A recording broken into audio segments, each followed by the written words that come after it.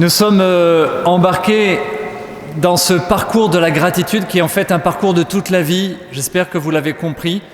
C'est toute la vie qu'on doit apprendre à grandir dans la gratitude, cette attitude de bonheur qui nous permet de goûter toutes les petites joies de l'existence, de savoir dire merci. Merci à la vie, merci aux autres, merci à Dieu. Et l'on peut grandir de manière infinie dans la gratitude. Donc n'hésitez pas à continuer à faire les exercices, à réécouter les enseignements, à refaire les exercices, à réécouter les enseignements. Vous les trouverez en intégralité sur la chaîne YouTube de la paroisse catholique d'Hyères ou sur la page web de la paroisse. Les bénéfices de la gratitude, je vous l'ai déjà dit, sont extraordinaires dans notre personne, dans nos relations, dans notre psychisme, dans notre vie spirituelle, dans notre corps. Voilà. Et les paroles de reconnaissance que nous allons étudier aujourd'hui ensemble, les paroles de reconnaissance, les paroles valorisantes, sont un exercice excellent de gratitude. C'est vraiment pour moi la soirée, la rencontre la plus importante sur la gratitude, parce que c'est celle qui sera probablement la plus transformante dans nos relations, dans notre bien-être, dans notre parcours de gratitude, pour grandir dans la gratitude. Alors vous avez dans votre carnet, vous pouvez suivre à partir de la page 14, et vous pouvez compléter les mots qui manquent. Le premier point, il y en aura deux pour cet exposé. Le premier point, c'est la nécessité vitale des signes de gratitude. Nous avons besoin des signes de reconnaissance. Alors qu'est-ce qu'un signe de reconnaissance ? Je vous donne la définition exacte. C'est une unité de reconnaissance échangée entre deux personnes. Une unité de reconnaissance échangée entre deux personnes. Un signe de reconnaissance, c'est ce qui permet de dire à l'autre « je te reconnais, tu existes, tu es présent devant moi ». C'est reconnaître l'autre comme existant. Eh bien, les signes de reconnaissance, tout d'abord, nous nourrissent. Ils sont comme une nourriture. Ils peuvent être verbaux ou non verbaux. Par exemple, un clin d'œil, un sourire est un signe de reconnaissance non verbal. Il y a aussi des paroles de reconnaissance. Et ils sont échangés en permanence, dans tous les contextes. Je peux échanger des signes de reconnaissance, par exemple, sur ce que je suis, ou sur ce que vous êtes. Par exemple, je vais vous dire, vous êtes géniaux, vous êtes extraordinaires. C'est un signe de reconnaissance. Je peux échanger des signes de reconnaissance aussi sur ce que je fais. Par exemple, j'aime beaucoup la manière dont vous avez chanté tout à l'heure. C'est pas ce que vous êtes, c'est ce que vous avez fait. J'ai beaucoup aimé votre manière de chanter tout à l'heure. Donc, des signes de reconnaissance sur ce que je suis, sur ce que je fais. Et autre distinction, il peut y avoir des signes de reconnaissance positifs et des signes de reconnaissance négatifs. On appelle ça parfois des feedbacks. Feedback positif, feedback négatif. Feedback positif, signe de reconnaissance positif, ça peut être un compliment, un éloge, une félicitation. Ça peut être tout simplement un merci, par exemple. Quand je dis merci à quelqu'un qui m'a tenu la porte, je lui donne un signe de reconnaissance positif. Si, au moment où je passe, il lâche la porte et que je me la prends dans la figure, je peux lui donner un signe de reconnaissance négative, c'est pas grave, mais en lui disant j'étais là, il fallait juste faire attention. Voilà, c'est pas une critique spécialement, c'est un signe de reconnaissance négative et on a le droit d'en donner. Ils ne sont pas mauvais en soi, on va y revenir. Donc, qu'est-ce qu'un signe de reconnaissance ? Et voilà, c'est tous ces petits signes verbaux et non verbaux, positifs et négatifs, sur ce qu'on fait ou sur ce qu'on est, qui permettent de dire à l'autre « tu existes, j'ai bien compris que tu étais là, tu es présent pour moi ». Alors, deuxième point de la première partie, pourquoi les signes de reconnaissance sont-ils si importants ? Pourquoi sont-ils vitaux ? C'est même le mot « vital » qu'il faudrait employer. Parce que nous sommes des êtres de relation. Nous sommes des êtres de relation. On a besoin des signes de reconnaissance comme nous avons besoin d'eau à boire, d'air à respirer, de nourriture pour nourrir notre corps. On ne peut pas vivre sans air, on ne peut pas vivre sans eau ni sans nourriture. Personne, je dis bien personne, ne peut vivre sans signe de reconnaissance. De la même manière qu'on est attentif d'ailleurs à la qualité de l'air, à la qualité de ce que l'on mange, de ce que l'on boit, il faut, et c'est le but de cette soirée, être très attentif à la qualité de cette atmosphère des signes de reconnaissance dans lequel on baigne. Je vais citer un des spécialistes de l'analyse transactionnelle, Eric Berne, le fondateur d'ailleurs, qui a développé le concept d'économie des signes de reconnaissance, comme tout acte impliquant la reconnaissance de la présence d'autrui, pour décrire notre besoin vital de satisfaction affective. Un signe de reconnaissance, en fait, c'est une manière de répondre à notre soif de reconnaissance que nous partageons tous et toutes. C'est même une question de survie. Je vais vous donner un exemple qui remonte au Moyen-Âge, au XIIIe siècle. Le roi Frédéric II, qui parlait 9 langues, il parlait le latin, le grec, le sicilien, l'arabe, le normand, l'allemand, l'hébreu, le yiddish et le slave, tout ça, voulut faire une expérience pour savoir quelle était la langue naturelle de l'être humain si on ne lui apprend aucune langue. Quelle langue va se développer en lui? Alors il a fait une expérience, il a installé 6 bébés dans une pouponnière et il a demandé aux nourrices de les nourrir, de les alimenter, de les endormir, de les baigner, de leur donner tous les soins dont ils avaient besoin pour leur corps, mais de ne jamais leur parler. De ne jamais leur parler.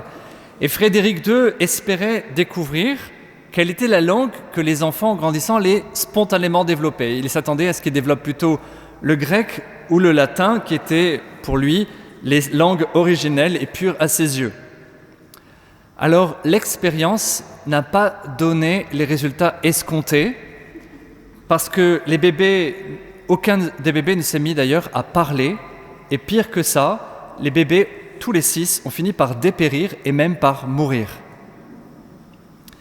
Parce que les bébés et toute personne humaine a besoin de communication pour survivre, a besoin d'entendre une parole qui lui est dite, qui lui est adressée, et qui lui dit, d'une manière ou d'une autre, tu existes, tu es quelqu'un. Vous voyez, le lait et le sommeil ne suffisent pas. La communication est un élément indispensable à la vie, d'où l'aspect terrible de la solitude. Quand je ne peux plus parler ou communiquer avec quelqu'un, ça peut être aussi par le toucher, c'est pas forcément par des mots, mais si je ne suis pas en relation, je suis comme enfermé, c'est absolument terrible. On a tous besoin de communication. C'est vital. C'est une question de survie. Et à ce titre-là, on constate que les signes de reconnaissance sont tellement importants qu'on préfère des signes de reconnaissance ou des paroles même négatives que pas de paroles du tout.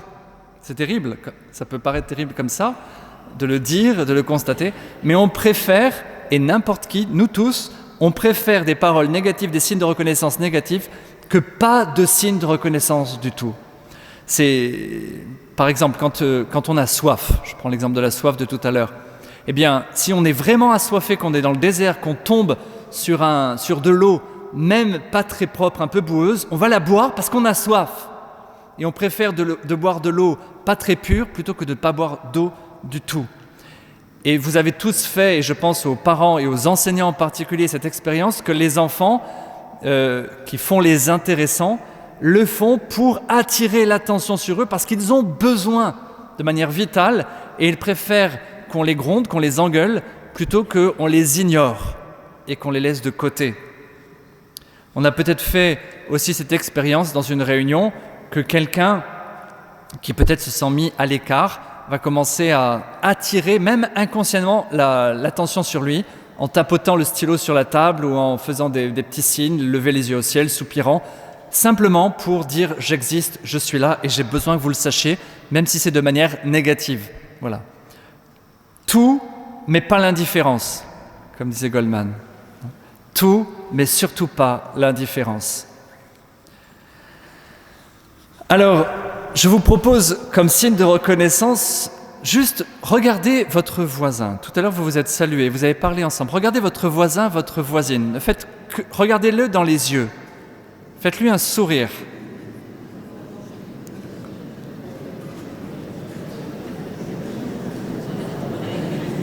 Voilà.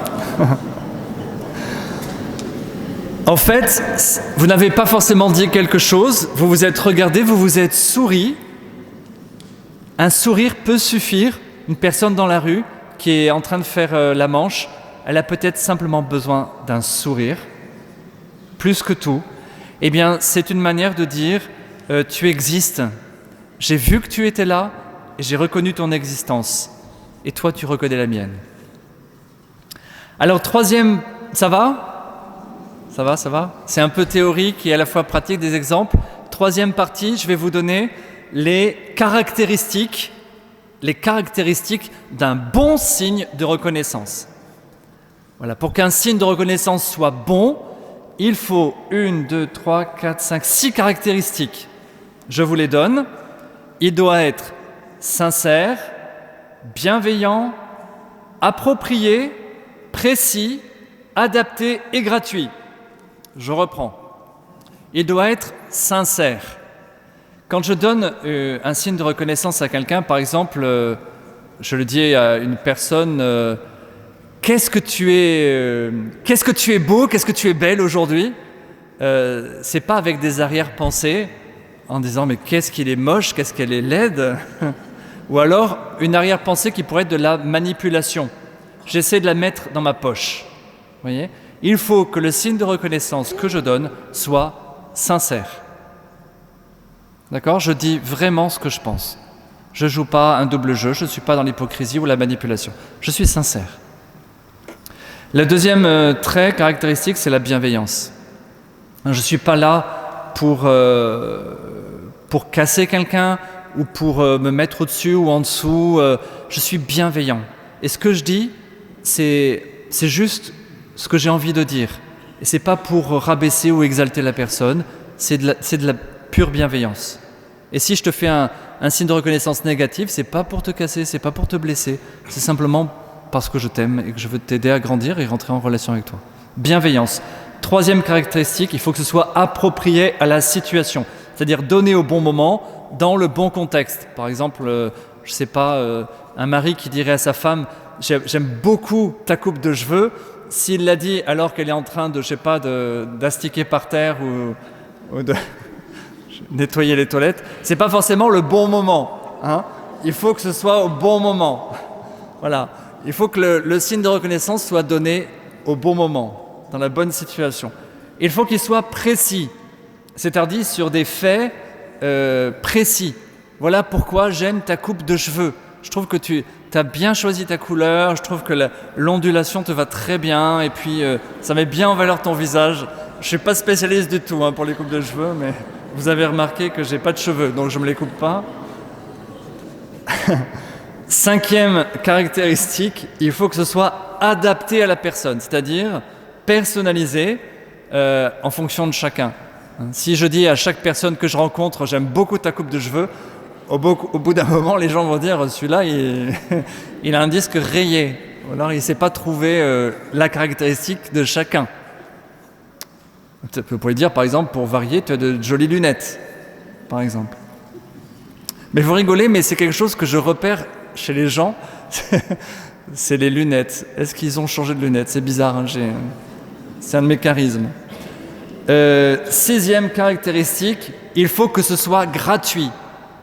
Gratuité. La gratuité, c'est-à-dire que je ne cherche pas à avoir un signe de reconnaissance en retour, ou je ne cherche pas à poser des jalons pour séduire la personne et ensuite lui permettre de dire quelque chose, ou je me dis je vais lui dire des signes de reconnaissance positifs pour ensuite lui dire paf par derrière un truc plutôt négatif, une critique. Non, c'est gratuit. Je te le dis simplement parce que tu existes, parce que je t'aime. Voilà, par exemple, dans ces signes de reconnaissance, qu'ils soient positifs ou négatifs, il y a le bonjour, le sourire, le regard, l'écoute attentive, le compliment, l'encouragement, l'accolade, le baiser. Merci, dire merci à quelqu'un tout simplement. Voilà. Alors rappelez-vous que les signes de reconnaissance obéissent à une règle humaine fondamentale. Mieux vaut un signe de reconnaissance négatif que pas de signe de reconnaissance du tout. Tout, mais pas l'indifférence. Alors, quatrième point de cette première partie, les différentes sortes de signes de reconnaissance. Ça, c'est très intéressant. Il y a 4 types de signes de reconnaissance. Il y a les signes de reconnaissance, je vous ai dit positifs et négatifs, mais il y a aussi les signes de reconnaissance conditionnels et inconditionnels. Alors, conditionnel, ça veut dire lié à une situation particulière. Tu as fait ceci, tu as fait cela, je te remercie, ou alors c'était pas top, etc. Conditionnel. Et inconditionnel, c'est ce que tu es de manière inconditionnelle. Par exemple, vous avez d'abord les signes de reconnaissance inconditionnels positifs. Voilà, on va les croiser. Positif, négatif, conditionnel, inconditionnel, on va les croiser. Les inconditionnels positifs, tout d'abord, c'est de dire, par exemple, tu es génial. Tu es une belle personne. Je te trouve extraordinaire. Vous voyez, je suis sur le mode inconditionnel, c'est toujours et partout. Voilà. Ces signes, ces compliments, ces mises en valeur, ces encouragements sont indispensables à notre développement à tous. Quelle joie de te voir. Ce que j'aime en toi, c'est toi. Bonjour Stéphanie. Bonjour Claude. Bonjour Christine. Dire bonjour en regardant la personne et en disant son prénom. C'est un signe de reconnaissance positif inconditionnel. Tu es vraiment une personne rayonnante. Voilà, on peut imaginer tous ces signes de reconnaissance positifs, inconditionnels. Il y en a plein la Bible. Je me permets de citer au passage l'Écriture parce que c'est un trésor de signes de reconnaissance inconditionnels positifs. Vous en avez quelques-uns, je crois, dans le livret. Par exemple, Dieu qui dit « D'un amour éternel je t'ai aimé, aussi t'ai-je maintenu ma faveur. » Dieu dit encore « Tu comptes beaucoup à mes yeux, tu as du prix et je t'aime, ne crains pas car je suis avec toi. » Et encore, il dit à chacun de nous « Les montagnes peuvent s'écarter, les collines peuvent chanceler, mon amour ne s'écartera pas de toi. Mon alliance de paix ne chancellera pas, dit le Seigneur qui te console. » Et c'est beau, non ? Ça fait du bien de dire que quelqu'un nous aime. Il nous aime depuis toujours et pour toujours. Ça, c'est un signe de reconnaissance que Dieu nous fait. Et en retour, un signe de reconnaissance inconditionnelle positive qu'on fait à Dieu, ça s'appelle la louange. Je le dis au passage, ce qu'on a fait tout à l'heure, quand on dit « Tu es béni Seigneur, merci Seigneur, Seigneur tu es grand, tu es beau, tu es merveilleux », la louange, ce qu'on appelle dans la foi chrétienne la louange, c'est cette action de grâce, c'est cet immense merci, cette joie, parce que Dieu est Dieu.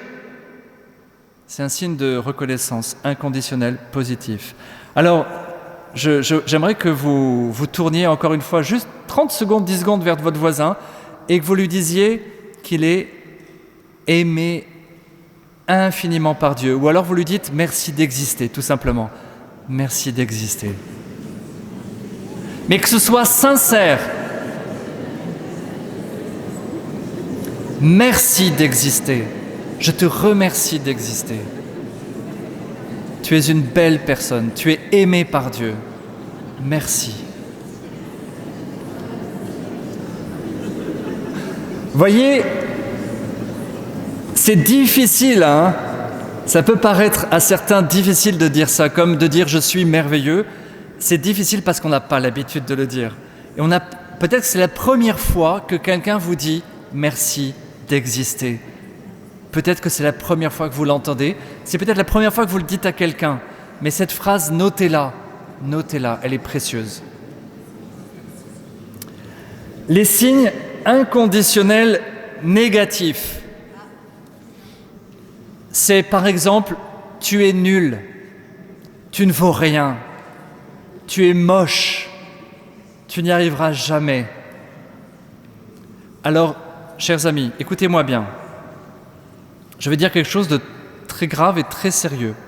Ces signes de reconnaissance négatifs inconditionnels, ne jamais les utiliser. Ils sont destructeurs et ils sont faux. C'est un mensonge. C'est un mensonge de dire à quelqu'un « tu es nul ». Ce n'est pas vrai. Personne n'est nul. On a tous de la valeur. Et c'est un mensonge de le croire pour soi, de se l'entendre dire. C'est faux. Et donc, c'est vraiment toujours à proscrire. Ça ne peut jamais être utilisé. Ça ne doit jamais être utilisé. Voilà, tu es la brebis galeuse de l'équipe, tu ne changeras jamais, tu ne sais rien faire, tu es grosse, tu es gros, tu es petit, tu es grand, tu es une mauvaise mère, tu es une mauvaise fille, etc. Tu n'as rien fait de bien. Vraiment, proscrivez ça de votre langage, de vos oreilles, enlevez cela définitivement. Il y a un exemple dans l'Évangile où vous avez les adversaires de Jésus qui disent à un aveugle que Jésus vient de guérir, ils lui disent « Tu n'es que péché depuis ta naissance et tu veux nous faire la leçon. » Et ils l'expulsèrent. Vous voyez, cette parole qui tue, cette parole qui tue. Donc c'est le seul qu'il ne faut jamais utiliser. C'est clair? Ça va? Petit c, les signes conditionnels positifs.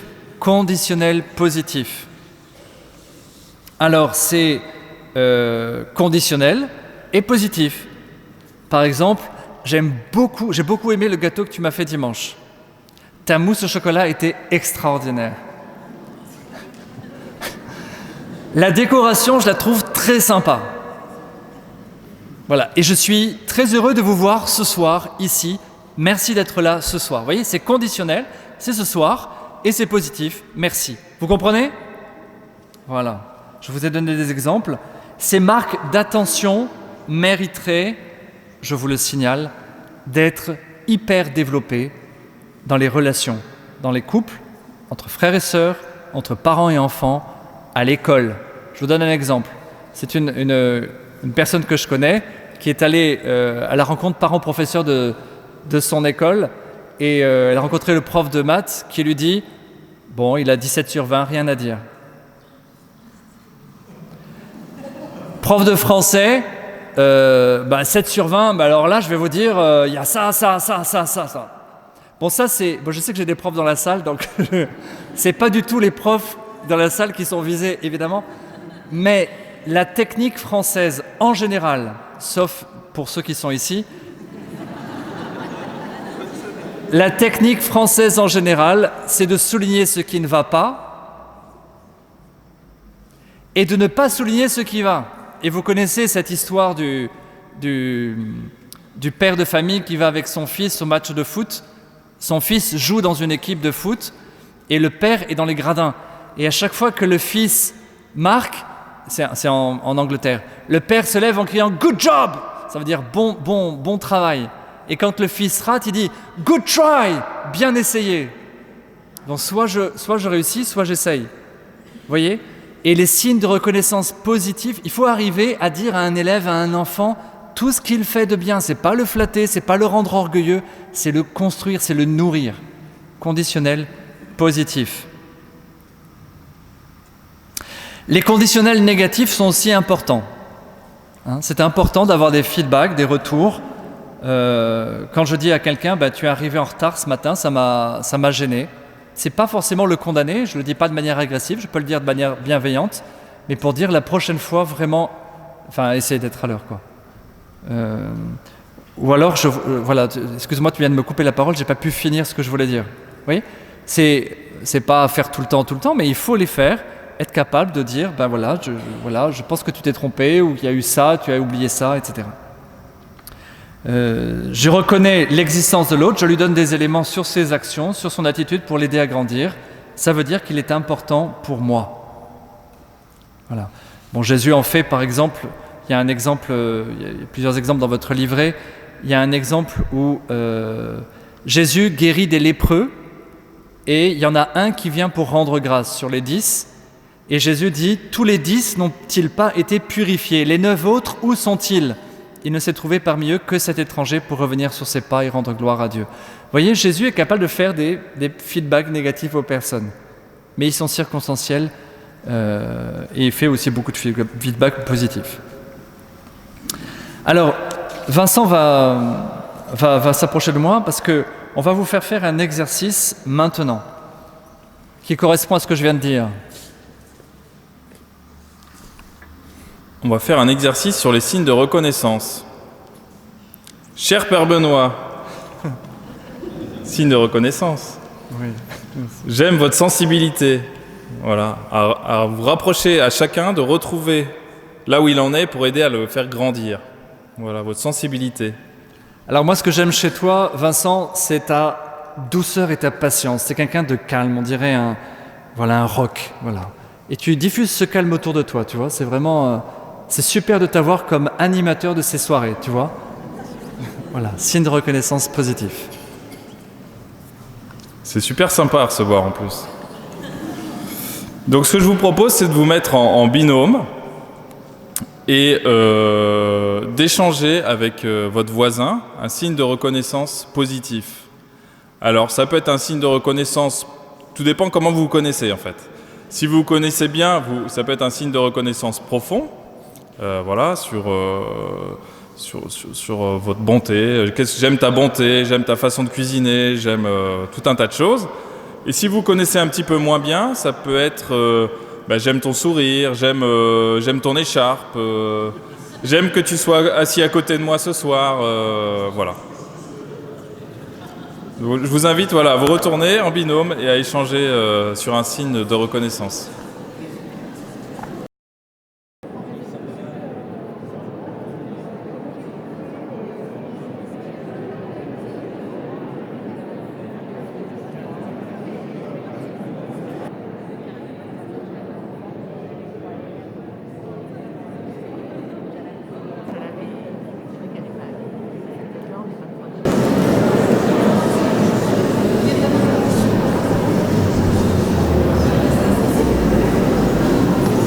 Voilà, super. Merci. Alors, vous vous sentez comment ? Bien. En fait, de recevoir un signe de reconnaissance, c'est agréable ou désagréable ? C'est plutôt agréable, même si c'est un peu difficile à recevoir, on va revenir là-dessus. Mais c'est agréable. On est un peu gêné, mais c'est agréable. Et d'en donner, ça fait quoi ? Ça fait du bien. Ça fait du bien de donner aussi des signes de reconnaissance. Vous savez, on n'a pas été normalement, en tout cas en Occident et en France, on n'a pas été éduqué à ça. Et donc c'est un apprentissage. On fait au début en se forçant en s'obligeant à le faire, en s'exerçant. Aussi bien pour recevoir des paroles positives sur soi que d'en donner, c'est pas facile. Donc je vous félicite et je vous propose que vous vous applaudissiez.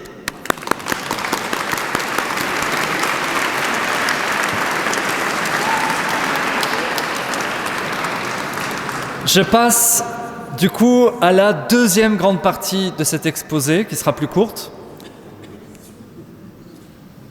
Donc vous avez compris ce que sont les signes de reconnaissance, leur importance vitale, la manière d'en donner, positif, négatif, conditionnel, inconditionnel.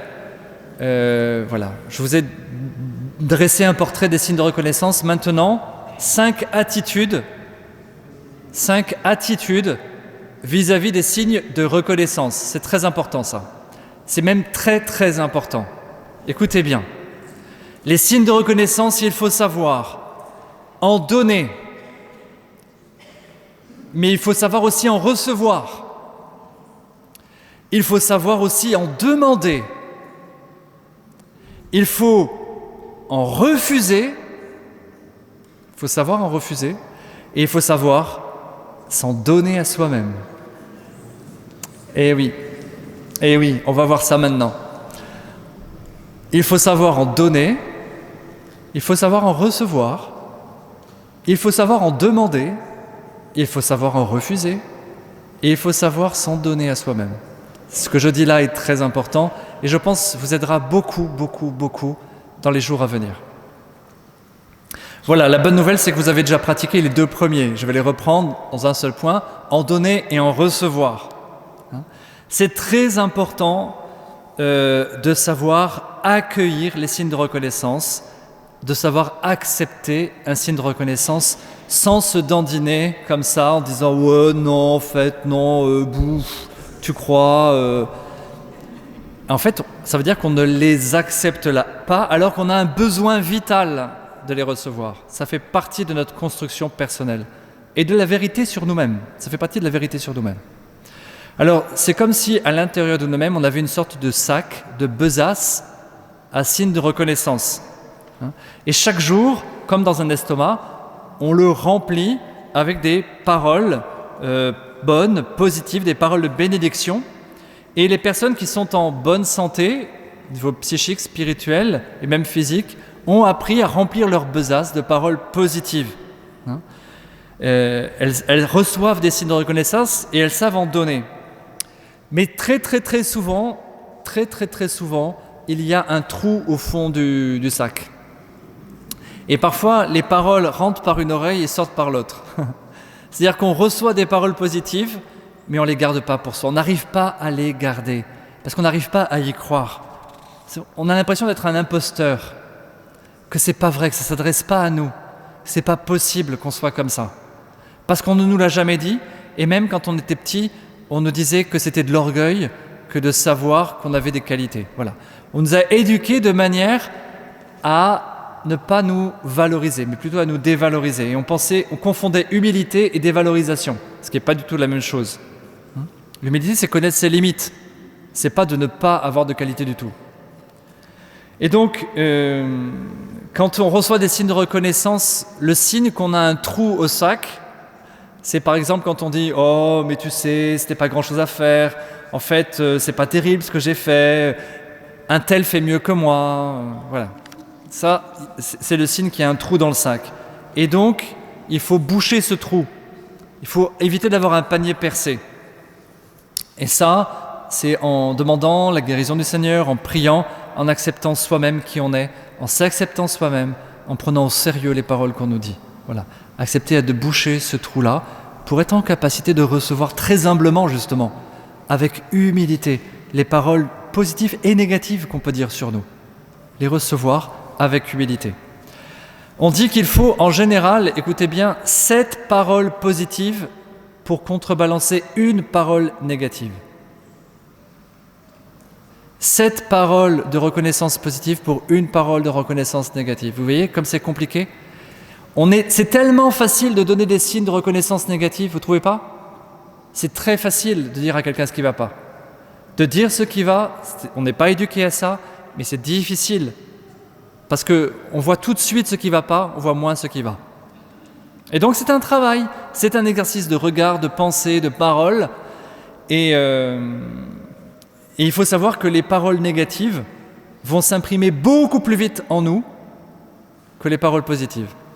C'est pour ça qu'il faut 7 paroles positives pour bien que ça s'imprime, parce qu'on n'arrive pas à les retenir.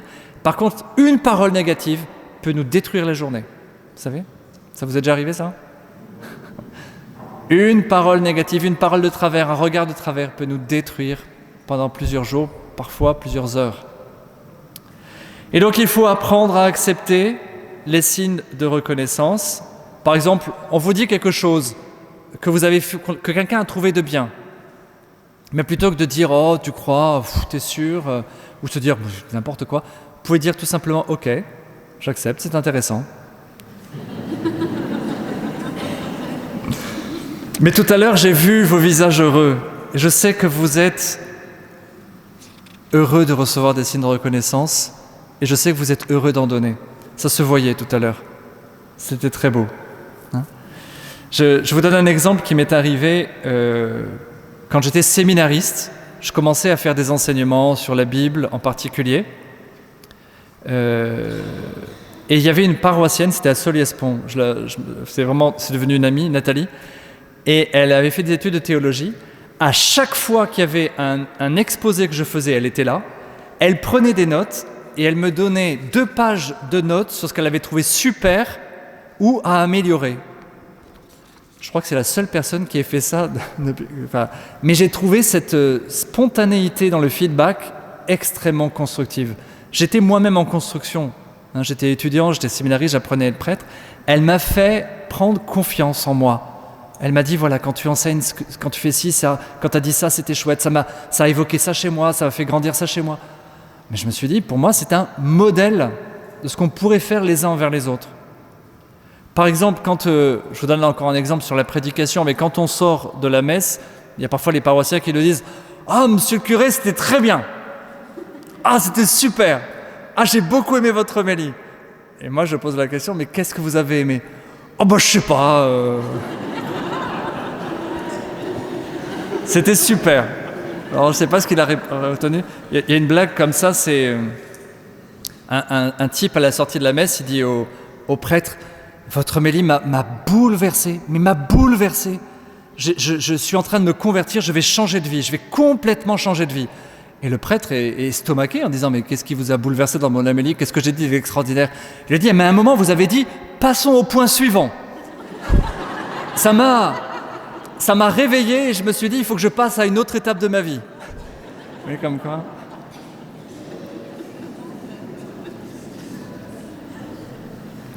Voilà. Donc j'ai envie de vous dire,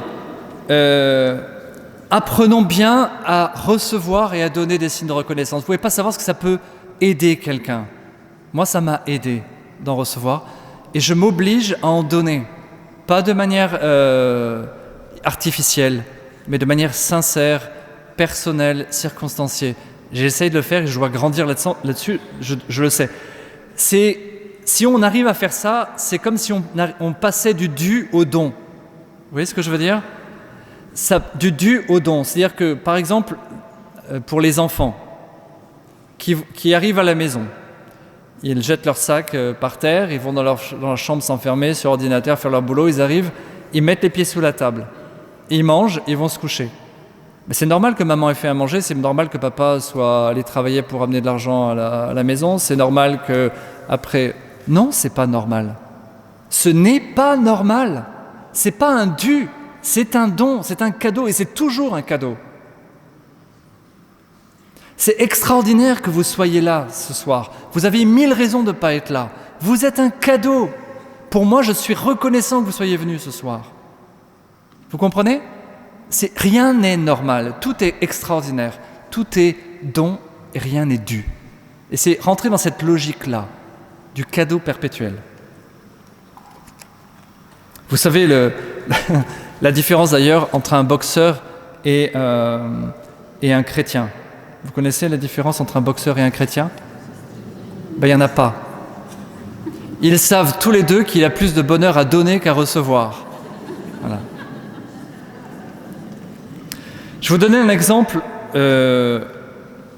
pour développer encore ce point-là, de recevoir et donner.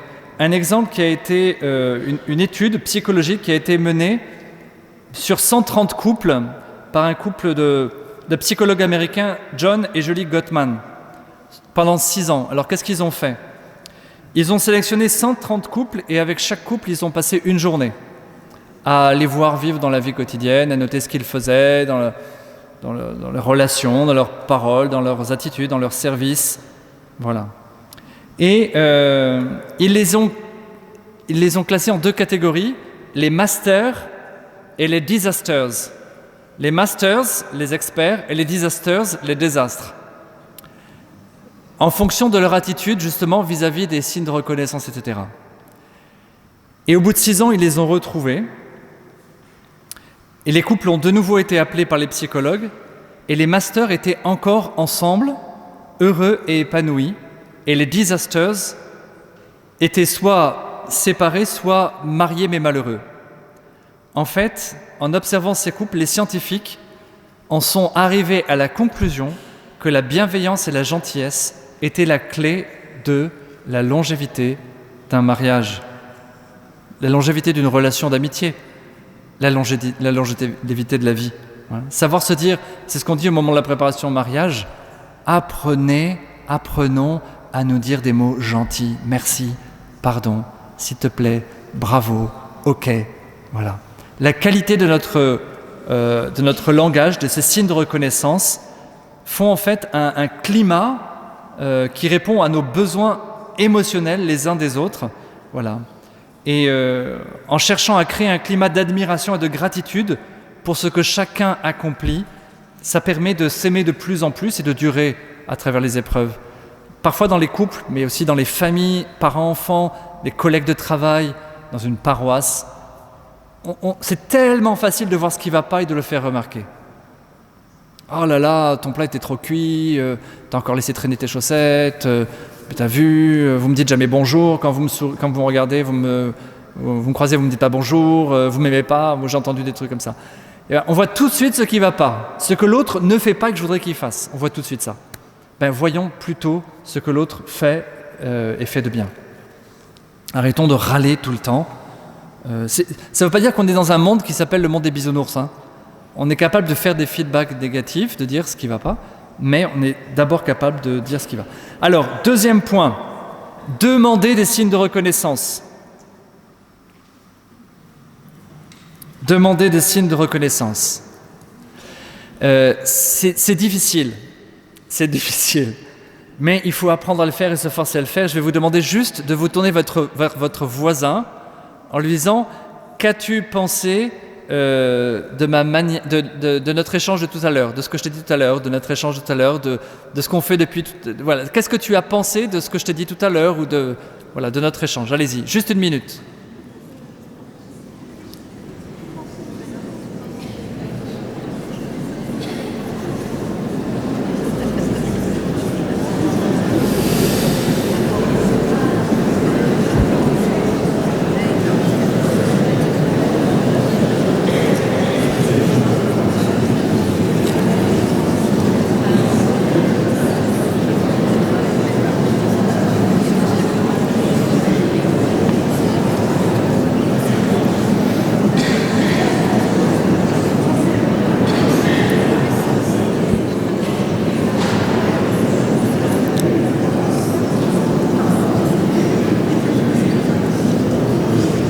Voilà.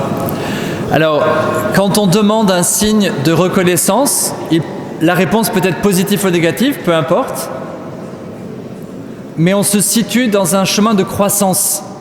J'ai envie d'apprendre, j'ai envie de progresser, j'ai envie de mieux me connaître, hein, j'ai envie d'évoluer, et donc je demande ton aide.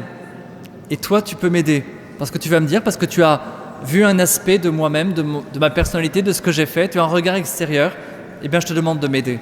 Voilà. D'accord ? Troisièmement, il faut savoir refuser des signes de reconnaissance. Et oui, je vous donne 2 exemples. Déjà, vous devez toujours refuser les signes de reconnaissance négatifs inconditionnels. Quelqu'un qui vous dit « tu es moche, tu es nul, tu es idiot », t'es crétin, vous dites non, c'est pas vrai. Ce n'est pas vrai, c'est faux. Mais parce que ça peut vraiment être destructeur. J'ai des exemples en tête d'une personne, c'était il y a quelques années, il y a longtemps, qui me critiquait sur tout ce que je faisais, tout ce que j'avais fait. Je dis mais au bout d'un moment, je dis mais est-ce qu'il y a quelque chose de positif que j'ai fait ? La personne s'est tue. Moi, intérieurement, je me suis effondré. À un moment, je me suis dit, mais c'est pas possible.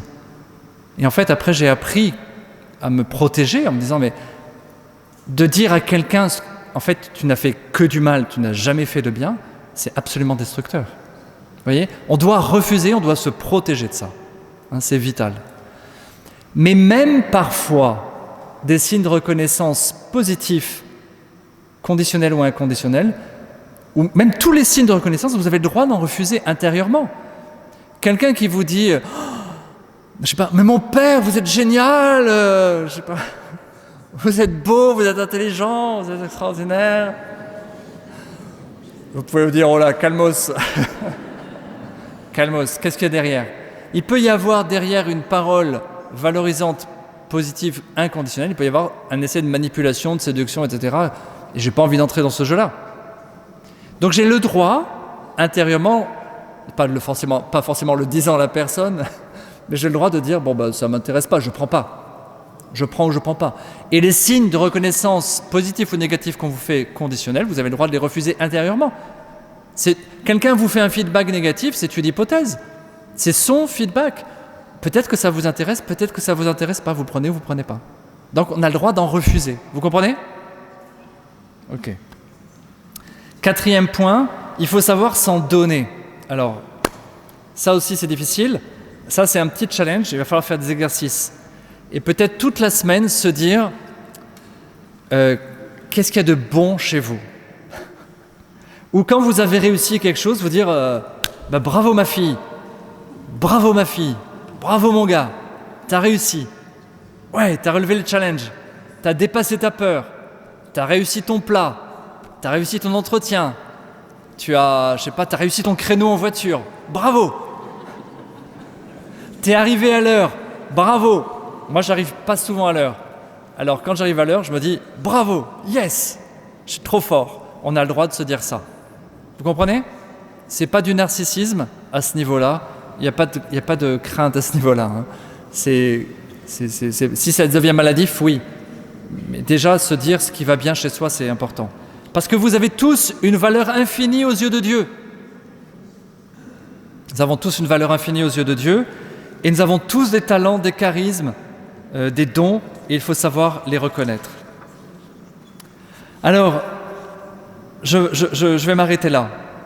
Les signes de reconnaissance pour conclure et dire une dernière parole. On va rentrer maintenant dans une phase plus méditative, plus d'intériorisation et une semaine d'exercice. Pour s'exercer à ça, il faut passer à l'exercice.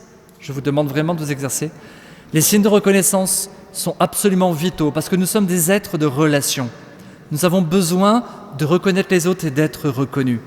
Et le fait de se dire des paroles bonnes ou de critiques, mais constructives, ça nous aide à nous construire.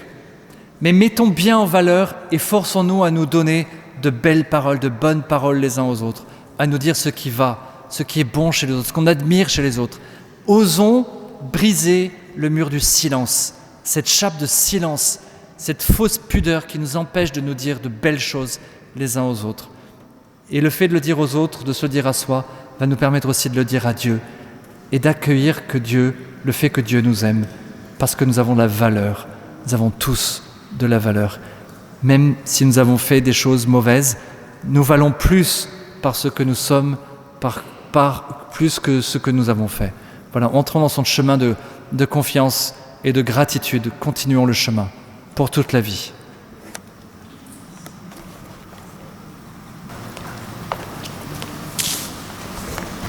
Voilà, alors nous venons d'entendre que nous avions besoin de signes de reconnaissance positifs pour grandir, pour nous construire. Nous avons peut-être eu la chance tout au long de notre vie d'en recevoir régulièrement.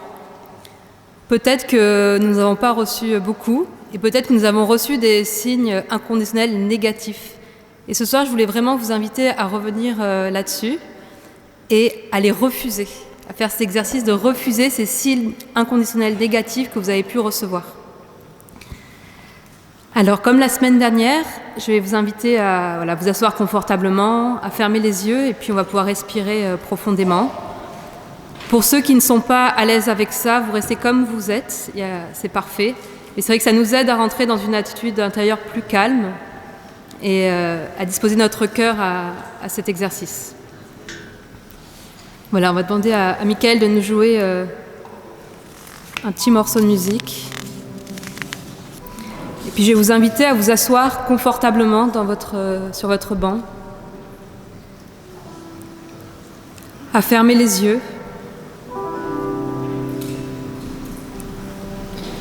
et à inspirer profondément 3 fois.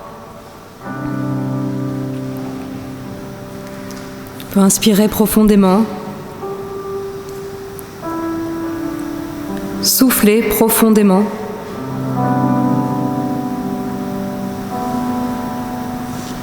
Inspirez profondément.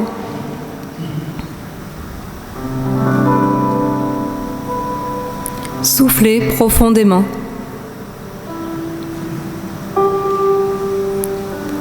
Inspirez profondément. Soufflez profondément.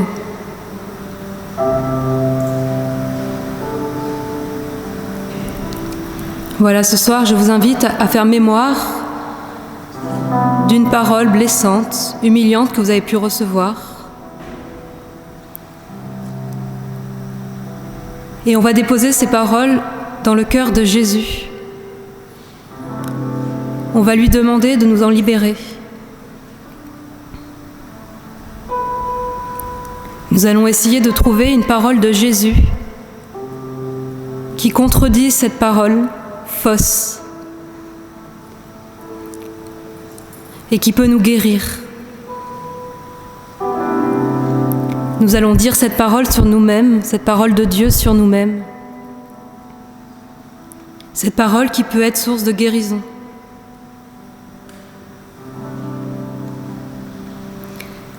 Et nous allons demander à Jésus de nous ouvrir les yeux sur la personne que nous sommes. C'est-à-dire comment Jésus nous voit avec son amour miséricordieux. Et puis nous dirons merci à Dieu pour ce que nous sommes vraiment.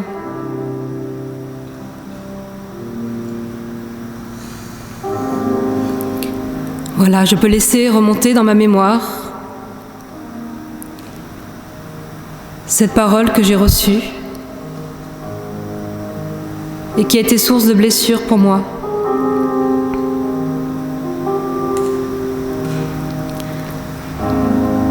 Cela s'est peut-être passé quand j'étais enfant, adolescent, adulte.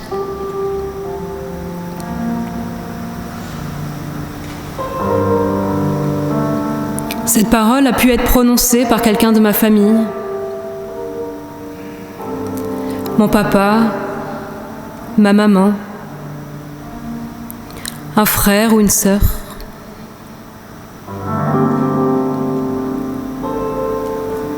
Peut-être que j'ai reçu cette parole d'un enseignant, d'un professeur de sport.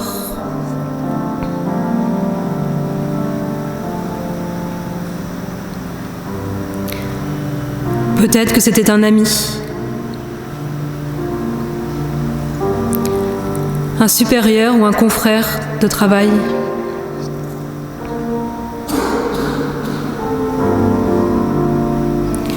À travers ces paroles, j'ai peut-être eu l'impression que j'étais nulle,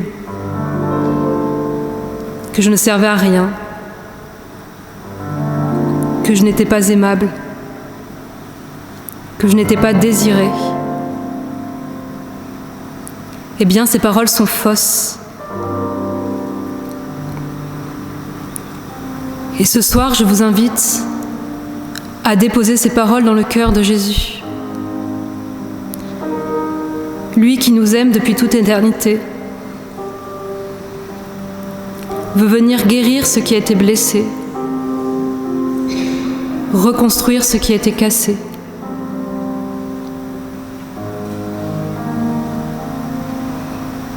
Alors pour ceux qui le souhaitent, je vais vous encourager à faire dans votre cœur une démarche de renoncement à ces paroles.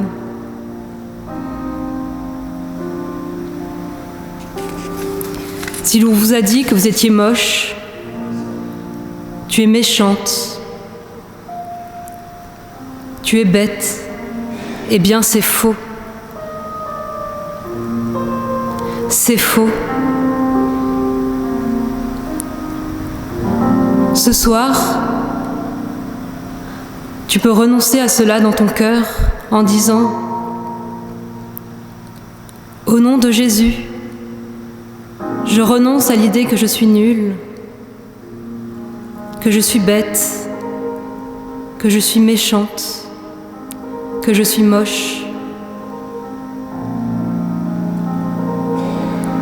Et ce soir, Jésus te dit « Je t'ai créé à mon image, à ta ressemblance, à ma ressemblance. J'ai fait de toi une merveille.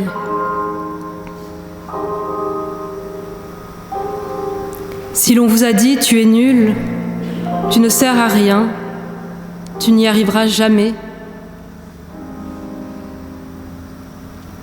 eh bien ce soir tu peux renoncer à ces paroles en disant dans ton cœur « Au nom de Jésus, je renonce à l'idée que je suis nul, que je n'y arriverai jamais, que je ne sers à rien. »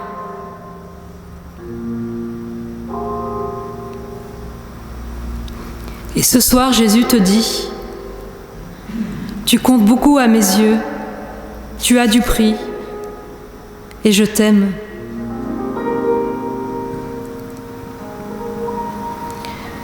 Si l'on vous a dit que vous n'étiez pas désiré, que vous n'étiez pas aimable, eh bien c'est faux. C'est faux.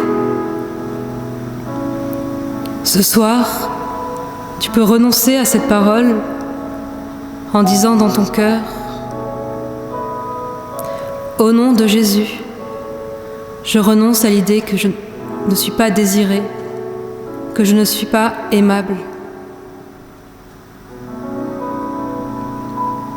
Et ce soir, Jésus te dit « Depuis toute éternité, je t'ai aimé. Avant même que tu ne sois façonné, je te voyais, je te désirais. » Peut-être que vous avez entendu d'autres paroles qui vous empêchent d'être vous-même. Eh bien ce soir, chacun, je vous invite à trouver cette parole qui a été blessante et à dire dans votre cœur « Au nom de Jésus, je renonce à cette parole. »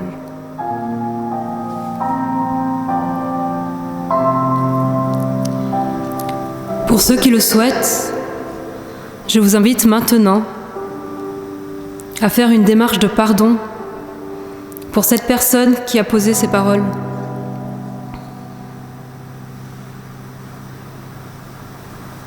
Dans votre cœur, vous pouvez dire « Au nom de Jésus, je pardonne à... »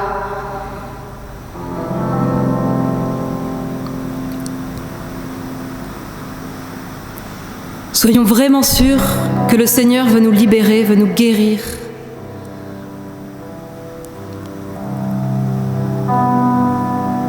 Venez à moi, vous tous qui peinez sous le poids du fardeau, je vous procurerai le repos.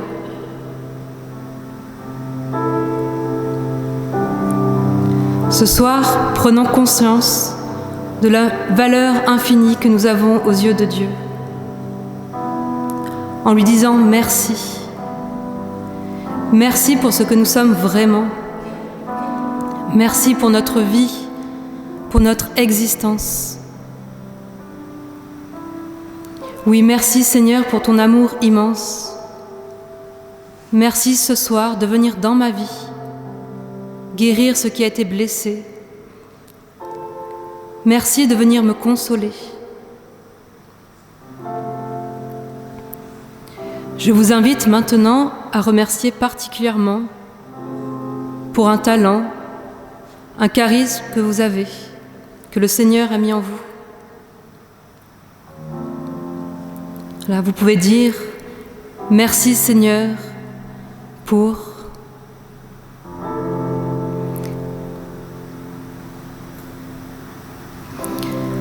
Nous pouvons vraiment avoir de la gratitude pour tous ces trésors que nous avons.